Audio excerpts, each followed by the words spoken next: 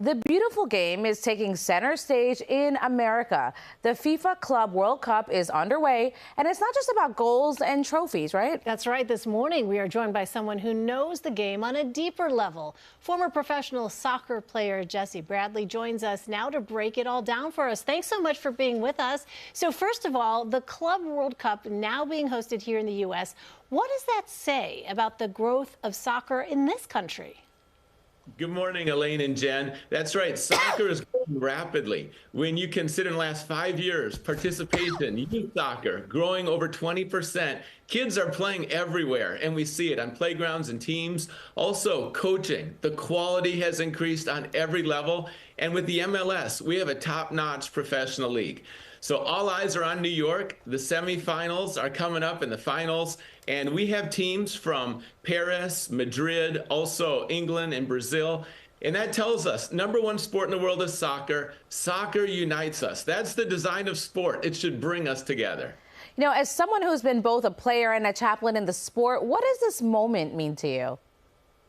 You know, being a chaplain isn't something I anticipated as far as playing that role in the MLS, but I love that role because players are just like everyone else. They have anxiety, they have insecurity, sometimes they have tragedy, of course, physically, they go through injuries, and they need a safe place. They always have to be on, in terms of performance, but really they want a place where they can maybe pray before the game, process what they're going through. Off the field is more important than on the field. And for me personally, I played soccer at Dartmouth, then also psychology major. And then I read the Bible in a religion class for the first time and had a relationship with God. So all those kind of came together. And then when you see people you love playing well on the field against teams they looked up to as kids, I mean, that's a dream come true. And there's such a joy for them as they play. And I celebrate with them.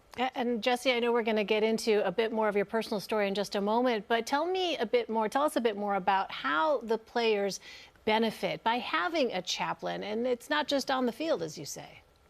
That's right, to do life together. And sometimes for professional athletes, there's more temptations. Sometimes, for them, there's contract disputes. There's things they want to talk about. And when you're an athlete and well-known, you don't know who can you really trust. Trust is at the core of every relationship, and that's what a chaplain brings, a place where there's true friendship as well. The Club World Cup features top club teams from around the globe pretty much, right? Now playing on U.S. soil. How does this level different from international tournaments like the regular World Cup that people are basically used to? There might not be, 100% soccer fans watching, so I'll try to unpack it. There's the Club World Cup. That's this summer, and then the World Cup's next summer. It's amazing that both are in the U.S. That's a generational opportunity. But if you think about, let's say, basketball, Jalen Brunson plays for the Knicks, and then he also plays for the national team. So this summer, the best club teams, and then next summer, all the national teams together. So the best players in the world are here in America. And the Super Bowl, millions of people watch, but the World Cup, billions of people watch. So what an honor to host. In our final 30 seconds or so, Jesse, tell us about how your life changed after taking a dramatic turn. You talked a moment ago about your faith. Tell us about what happened to you. I played professional soccer in Scotland, Africa, a tragic illness. I was fighting for my life for 1 year, 10 years to fully recover.